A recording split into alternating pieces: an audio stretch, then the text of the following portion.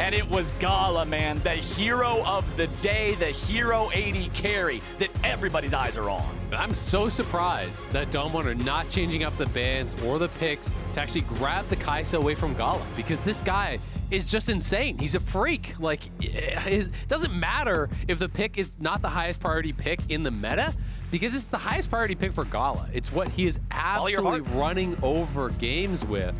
And I'll be interested to see if they are going to grab it for him once again. It really suits the RNG style, how they like to play out their team fights with aggressive diving.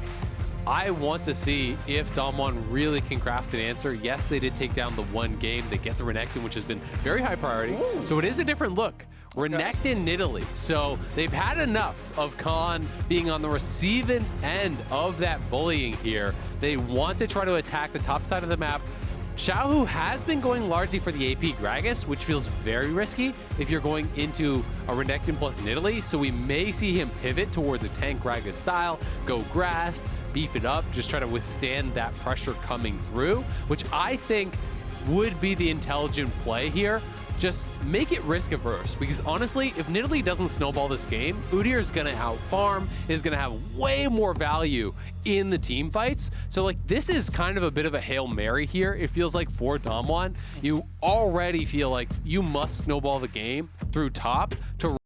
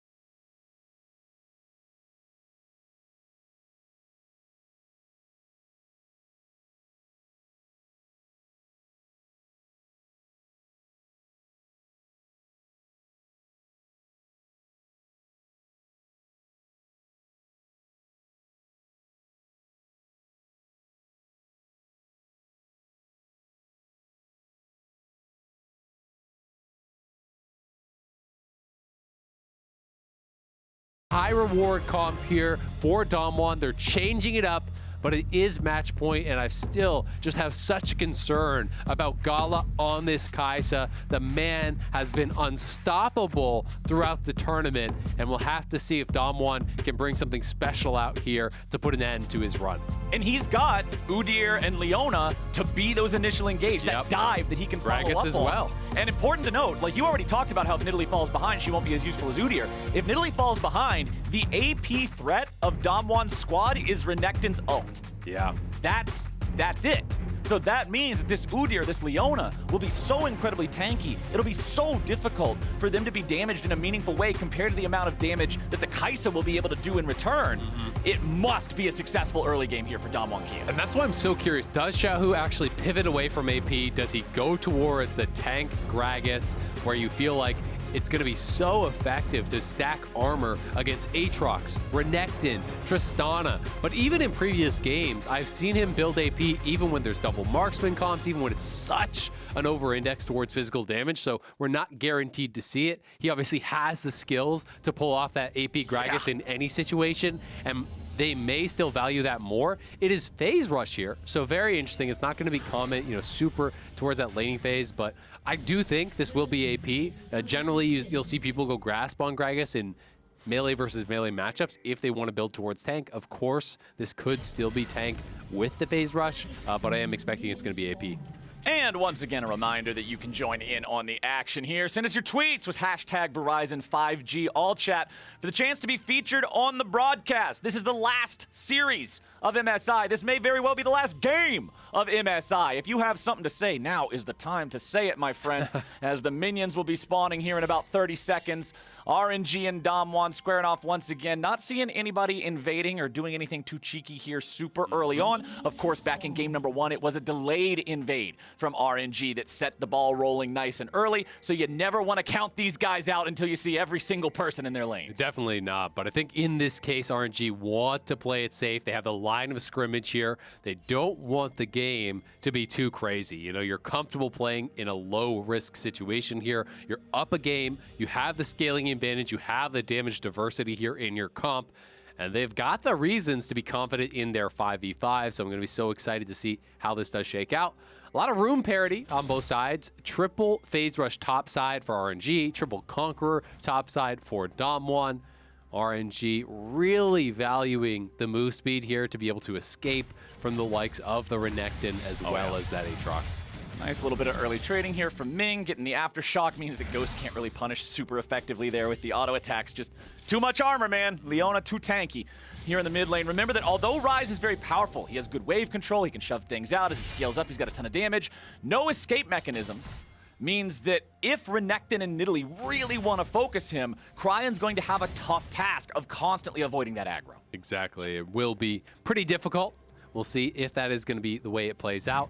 It's also worth noting no cleanse on Ryze. So in a lot of these situations where you see these kind of more niche counter picks, or, well, really not a counter pick, but just kind of the jungle plus mid lane duo that is very threatening with CC, you'll sometimes see the Ryze say, all right, well, I want to go TP, but I can't escape, so I got to go towards the cleanse. In this case, he is still playing teleport, which does mean if Canyon shows up, the flash empowered stun comes through from the Renekton. If the spear lands, you're probably dead to rights. So it's going to be so much about preempting that with vision. It's less about responding when it already happens and more about spotting it before it actually happens, right? And that's why there's a deep ward over by the Raptors trying to track where Nidalee could potentially be coming from. It's going to be up to Wei to also be kind of in the face of the Nidalee, trying to act as one of those battle wards where you really know where he's at. And anytime Cryin doesn't have information on where the Nidalee is, he's got to play like this, play way far back so they can't set up these plays. And talking about setup, both supports an incredible amount of engage potential, and with both junglers on the bottom half of the map, we'll see if either squad wants to take the chance to jump on anything here. Canyon will lose out on that crab. He's not going to face check the brush. He will not run into Wei. Nidalee versus Udyr. Nidalee's not going to have a good time if she just ends up walking into the brush where Udyr is waiting. Yeah. Now Wei will step forward, could be going for the gank here on bottom. DAMWON's bottom lane very far up here in this lane. If Wei shows up, this should be summoner spells at the very least. I mean, he was spotted, you know, coming out on that bot side invade, and that's why they're playing safe, but they're in an awkward spot because look at the wave, right? There's enough range minions there to deny all that does remain from RNG, so they desperately wanted to push it in, but they can't. And they don't know when and if Udyr actually base, right? You're not sure. Is he just waiting this entire time? It's very risky. Canyon's on the top side. He's taking away the Krugs, so until they get some sort of information, it's a really tough spot to be in. That play alone costs them about a wave worth of CS, and that's the things that you like to really see, the incremental advantages created just purely through lack of information. And Canyon there completes the Krugs right as Wei shows up. He gets to see what was going on. Ming tries to engage here on Ghost as he and Beryl are ready to try to trade back a little bit. Canyon and Wei once again fighting over this Raptor camp, and it's Canyon with the smite who secures it. Yep, taking a couple camps away from his opponent, at least partially getting that camp there as... Whoop. Oh, we got a couple of different fights starting up here. It's Wei who's in a lot of trouble. Q3 coming down, but Wei gets out of the way of that one. Running away with a bear stance, gets back up to the safety of the tier 1 turret. So Wei survives, but it does cost his flash as Khan makes his way back up to the top lane. And this is one thing that this early game comp has bought for DAMWON Azael. They have so much control over both of these solo lanes. They do, but really the gold is just dead even, right? They haven't actually created much of an advantage because of the deficit on the bottom side. And the series has been about the marksman players has been about who performs better, Ghost or Gala. Largely, it has been Gala really shining in these team fights, and already Ghost being put very far behind. The support difference as far as the matchup is also pretty big here. Leona definitely has the edge here in this 2v2 against the Rell. You know, Rell, such long cooldowns now since the nerfs, really kind of has fallen out of favor. And if you can actually get onto that Rell and you just have both supports hitting each other, both marksmen hitting the supports, it's almost always the Leona that is going to out-tank the Rell and really win out in that 2v2. Okay, XP per level once again, right on time to show us solo laners hitting level 6. Now, Xiaohu has used his teleport just to get back to lane very recently. Same story can be told for Khan, but both mid laners still have those TPs ready to go. Worth pointing out that Cryin also has the Realm Warp available if you need even more mass displacement here to try to make some sort of a play. Neither team's on the board yet. We still have ourselves a 0-0 game, 6 minutes in, but it's RNG coming up here to the top side. Try to make a move. Khan dashes over the wall. We have to flash here to get away. RNG is bringing up everybody to try to take this guy down. ShowMaker has arrived. World Ender's getting popped. Nice job. Way's in some trouble. Q3, baby. First blood over to DAMWON. Khan knowing his limits so well there. Not afraid at all. Doesn't flash out. Doesn't even hesitate for a second, just playing it, minimizing damage, and once ShowMaker gets up there, they lock down Way, who had no flash, and they take him down. Critical first blood here, because not only does that create a solo lane advantage, Canyon has been invading ruthlessly. He's going to get ahead as well here, but RNG on the move. Way, Cryin, and Xiaohu all around here. Khan's got to get over here. Remember, the solo laners do have a little bit of an ulti advantage because Khan's is on cooldown. All right, we're fighting over the red buff. Here it goes. Khan tanking a lot of damage here. Red's going to be secured by Way. RNG trying to stand and fight. ShowMaker goes in, but ShowMaker goes down. Khan's about to be number 2 if he don't flash over the wall. They got to try to dash away. The Realm Warp is coming in, and it's going to be a 4-man party. Way gets the kill, and RNG gets a big punish. And they just even up the gold just like that, and they can probably even get ahead off of these steals. DAMWON just goes too far. They did not have the Aatrox ulti there. They thought they would have enough to make it happen. ShowMaker TPing back in will prevent additional jungle camps from going down, but a little bit too little too late as they went for that red buff. Not only did they not actually secure the red buff itself, but they lose out on the fight here. A huge amount of farm about to be collected by Gala, which will slingshot him ahead as far as the gold goes. And RNG have got to be feeling so good after that last team fight win.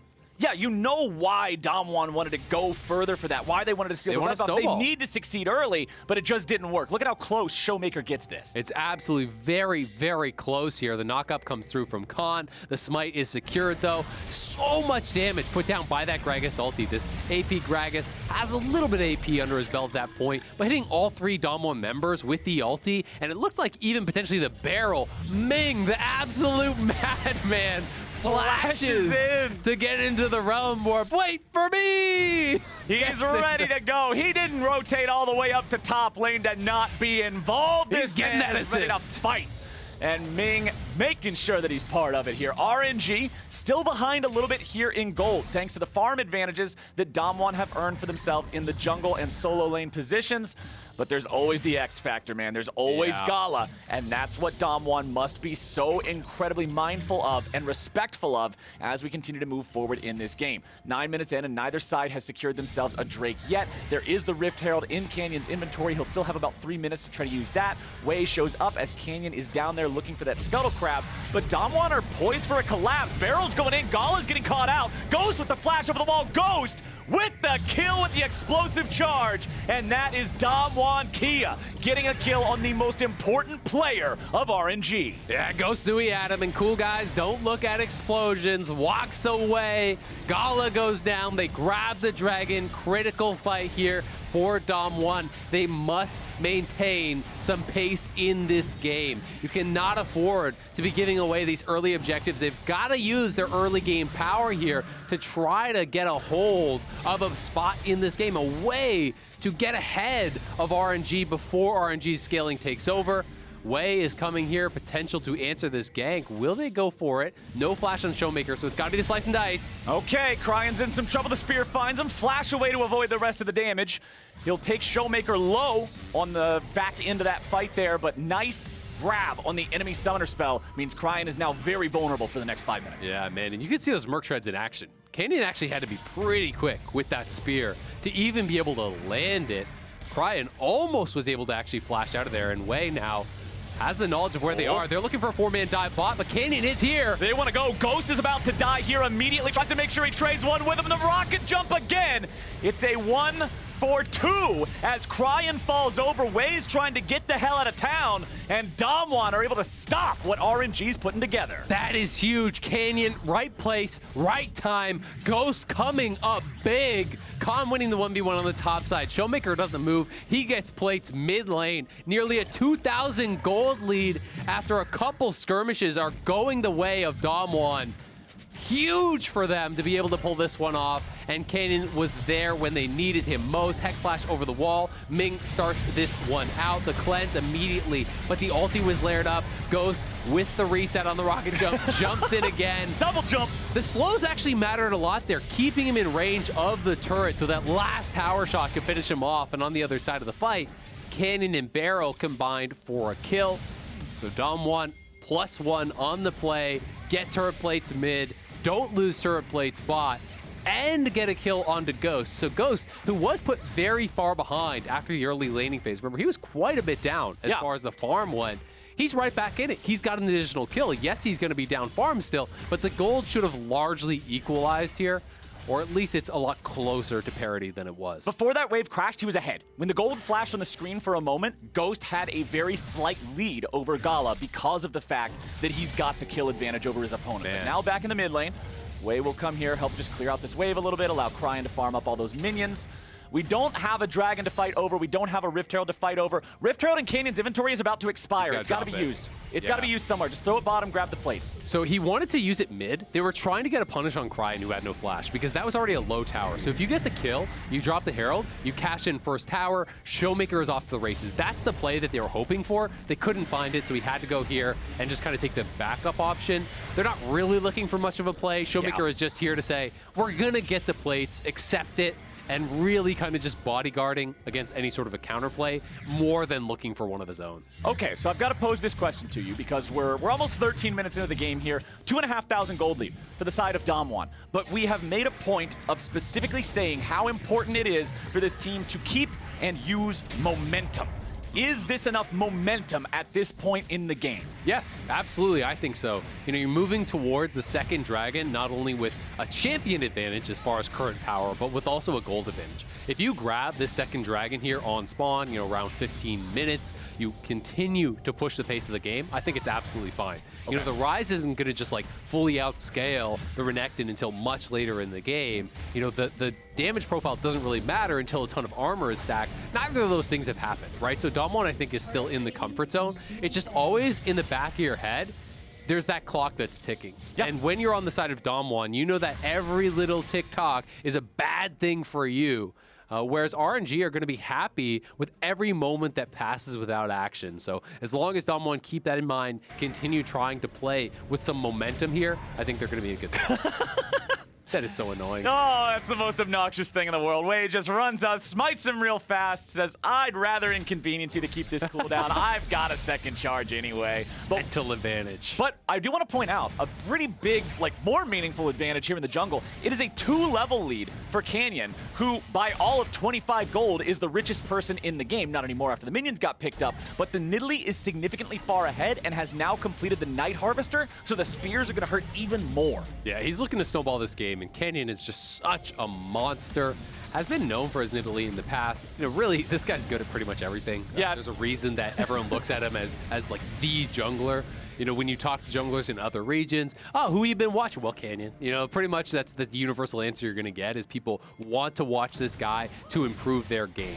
And when pro players are saying that, as a pro player yourself, there's not really any higher compliment than you can get. Right. If you're the textbook that everyone else wants to learn from, you're doing a pretty damn good job at whatever your role is supposed to be. So Canyon here, 1-0-1 on the Nidalee, about 33 farm ahead, and it's DAMWON that have control over the bottom side river, clearing out the vision, making sure they do this the right way. They don't want to take any shortcuts. Wei will instead just go for the Rift Herald here on the top side. I like this choice. Yeah, I like this choice from RNG. They're saying, look, we're behind. They've got a powerful early comp. Just trade objectives. Yep, absolutely. You get something for yourself. It's not as valuable because it's the second Rift Herald, but you're probably going to lose the fight for the Dragon anyway, so going there doesn't really gain you anything except a gray screen. So from that position, the oceans bring life. However, Xiaohu had a close brush with what could have maybe been a really dire situation there. Flashes away, stays alive, stays safe. Back up here to the top lane. It's Khan going after Cryin. He's going in for the solo here, but it will not be a solo. Tries to get the Q3, but a nice Rune Prison coming out. Realm Warp wants to get him away. Wei is left behind, but it don't matter. Khan knows he can't kill an Udyr like that, but good pressure onto the enemy mid laner, forcing out that summoner spell. Yeah, he forces out the flash there. You know, Xiaohu was going for the body slam flash onto Canyon.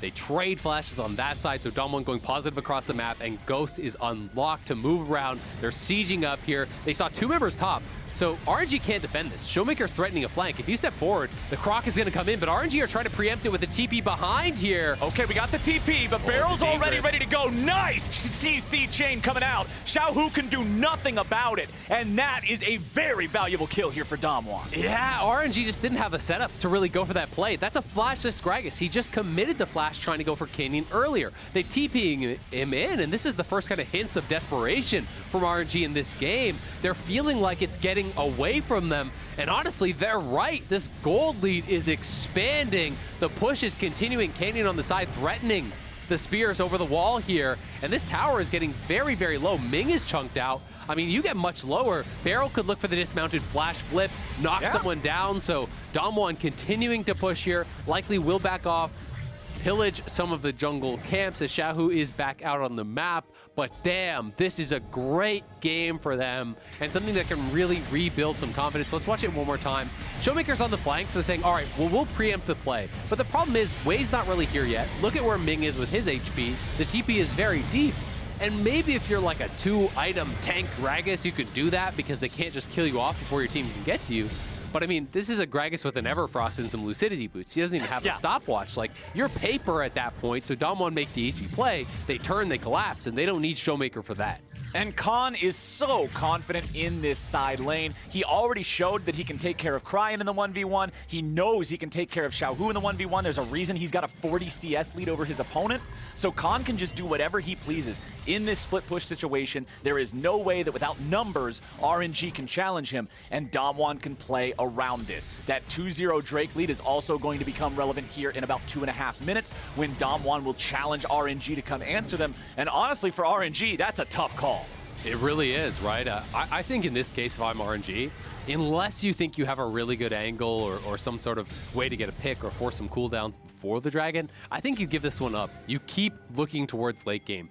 You're not at match point here, right? You know, you are not about to lose this series, even if you drop the game. And I think the higher percentage play is just hoping that the game can stall out, and you really kind of just wait to contest at those like death buffs, right? If they're gonna go for Baron, if they're gonna go for Soul, if they're gonna go for Elder, yeah, you flip the game, you go and you fight. But for that third Dragon, I don't think it's worthwhile when they have a really good late game composition and potentially the ability to wait it out to get there. We'll check back in on that here in about 90 seconds, but an update compared to the time when I previously asked the question. About 5 minutes ago, I asked you, is DAMWON ahead enough? Have they set the tempo of this game high enough? And you said yes. And since then, the gold advantage has gone from 2,500 to 6K for the side of DAMWON Kia. The Korean team is ready and raring to go here. When they're at death's door, when they're at match point, when they must win, they are ready to do it here with this comp that, as you rightfully said in Champ Select, it's high risk, high reward, and this is the kind of squad that's willing to accept that challenge. Absolutely. It's the kind of team that can pull it off. I mean, they're world champions for a reason. This is a team that is, you know, representing the hope of the LCK, right? You know, it had been the LPL running the show for a few years internationally. You know, post T1 era, it was starting to feel like the LCK was falling behind. You know, they had that kind of tragic world, and it was the rise of the West, the LPL taking over, and they came up and represented the LCK. Won Worlds last year. They're trying to make it 2 back-to-back for the region. and they are making a good show of it here in game number 4, trying to force match point. Now remember, in both of the previous games, we've seen each of these teams throw a lead around third Drake when they were ahead 2-0 in that count. That has to be in the mind of DAMWON. They do not want to overextend. They do not want to give RNG the window back into this game, because with these compositions, with the state of the champions on the board, one mistake could be one too many. Absolutely. I mean, DAMWON fully in control, but as you say, for both sides, right? If DAMWON really misengage and you lose a fight, post 20 minutes, that's Beryl. And all of a sudden, that's your lead gone, and that's your momentum gone. So they want to make sure that they are not being hesitant, but they are still being thoughtful about their engages. They're still being intelligent about the engages, and that's why they only send a couple members, take down that dragon, make sure you keep your eyes on the Baron pit. There's potential for a Realm Warp to be able to drop him in there. So even though it's very shortly past 20 minutes, DAMWON still had Beryl up there, making sure that that small percentage play was not going to happen. And I love the fact that it's Khan who's the guy who starts the dragon up. They don't send Canyon down there just in case they somehow might have missed a ward. But the top laner, who can very frequently be out of vision anyway because his job is to rotate around, be that split push threat, that's the guy that can most easily be dismissed as, oh, he's probably somewhere doing something. For a pick on Khan. But Xiaohu might just find himself caught out here. Explosive cast used. Canyon just ends up getting the alley-oop there on the Scuttle Crab. Xiaohu escapes, doesn't have to use his flash. Yeah, not much amounting there as we did see Canyon as well as Beryl showing up. But you could see Gala was actually cheating over towards where Xiaohu was. They were looking initially for a play where Xiaohu goes in, he applies the Plasma on Khan, Gala flies in, you get a pick, that buys you some time, that buys you some control in this game. But DAMWON, again, on top of it, Khan is only there because he knows he has the support of Beryl as well as Canyon coming through, and they're trying to set up once again here over the side, finish off this tower. Canyon's gonna go over the wall, throw turrets, and while you're busy playing the minigame of dodging spears, Ghost is just gonna step forward and knock this one down. Every mini game's got a main game, and DAMWON are running the game right now. Cheryl Chu says, DAMWON and RNG never fail to give us an amazing matchup. Let's go. I agree. As Wei ends up face-checking the brush there, will not take a whole lot of punishment from that. But this map is DAMWON's, Azael, and RNG are struggling to find any footing here, as you can see the ward lines being advanced as DAMWON takes control over the entirety of the enemy jungle. Wei's gonna face-check here. It's Khan ready to go, but he's got to be careful that he's not too far separated from the rest of his team. RNG's trying to join up. Beryl goes in for the engage. A little bit of damage over the wall coming out from Cryin, but Khan is doing a beautiful job keeping everybody else away. Q3 finds its way into the hearts of two different RNG players. Flash out from Xiaohu to stay alive. Gala doing whatever he can to find the damage here. They will not get a kill on him. Cryin has to fall back now as well, and it's another fight going the way of DAMWON. Yeah, they got to tuck tail and run, as Khan is just always having such good angles. Really been impressed with him in this series. He's always approaching where he's on that precipice of feeling like, ooh, are you too far? And makes RNG kind of want to go for him a little bit, want to scrap with him a little bit, but he's only in those positions when he has the support of his team. He has never overextended, it feels like, in this game. He's playing that nice edge so incredibly well and putting on such a tremendous amount of pressure to the RNG members here, who are losing more and more control in this game. And while your hope is that you've closed the gap for the soul point, you just haven't. And Khan, here he is. He lands the initial play, but he backs up until the rest of his team arrives here. Beryl, I like that he does not overcommit. He jumps in with the W, but you notice doesn't use his flash, doesn't use his ulti, because if RNG then try to commit, then you go for the flash ulti. But it's ShowMaker and Khan piling into the back line here, getting tremendous amounts of damage on, and Wei now maybe in some trouble here as here comes Canyon. Canyon's ready to go. ShowMaker, however, already used the stun, so that means there will not be any setup there for the spear. Ming not avoiding, or not being able to be caught out here just yet, but it might be Khan who gets punished. A lot of damage coming out, and they shut him down. Gala with the kill, exactly the man that you want to have the gold. Beryl might be the next one. This could be huge for RNG if they pick up another kill. Khan out of the picture is already big, but is it big enough to open a window here for RNG. They're posturing towards the Baron pit right now. They're gonna flip it. DAMWON are the ones who have to answer. It is a 4v5. They will zone Xiaohu away from the rest of his team, but a nice amount of CC coming through. It's Beryl on the front line who's gonna be stuck. Cryin gets the kill on him. ShowMaker into the ulti, but he's not finding himself into the enemy team. Gala below half HP. Everybody on RNG pretty hurt.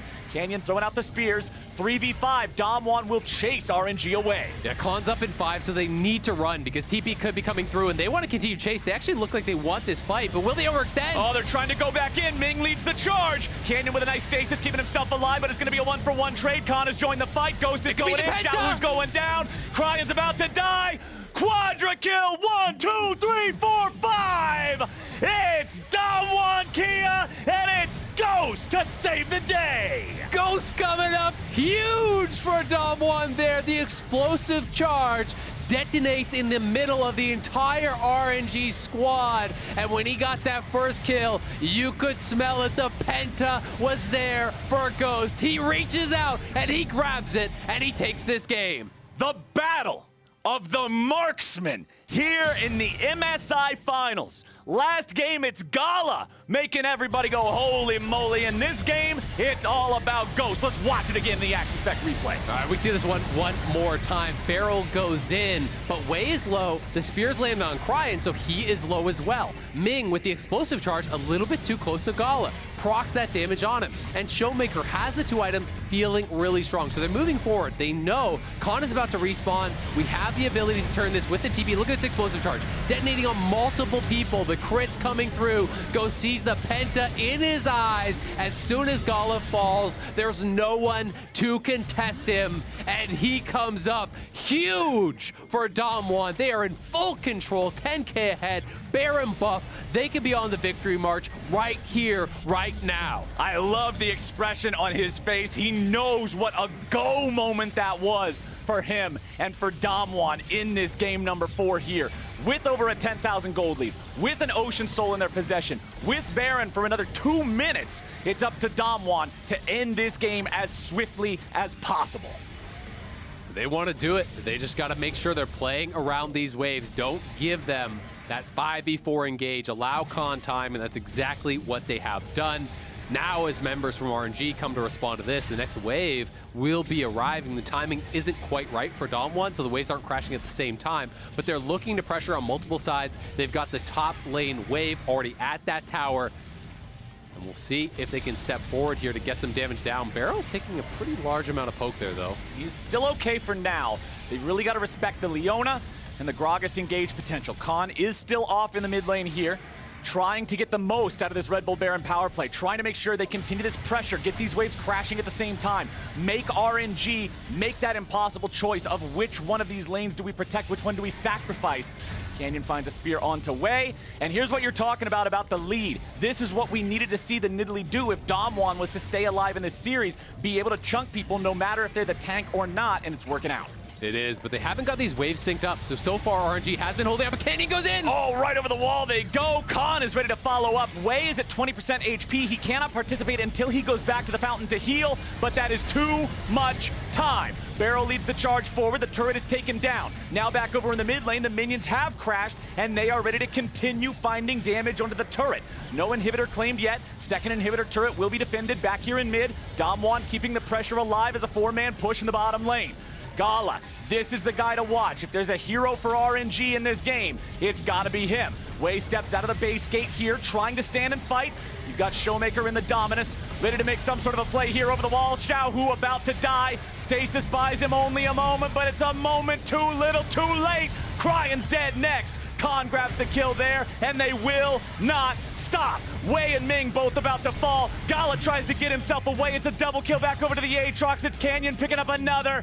Ladies and gentlemen, eSports fans, are you ready for a game number 5? Because DAMWON Kia is about to give you a game number 5. Let's go! You can hear it in the distance. Silver scrapes, baby. DAMWON wants it. They're delivering, and they are going to push us to that pivotal game number 5. They had to be strong, they had to be swift, and they get it done. We're going to the final game in the final series of the finals of MSI 2021. And what a push there. What a game, honestly, from DAMWON. The confidence to change it up, go towards the early game, bust out the Nidalee, pair it with the Renekton as well as the Aatrox. A lot of power in those solo lanes.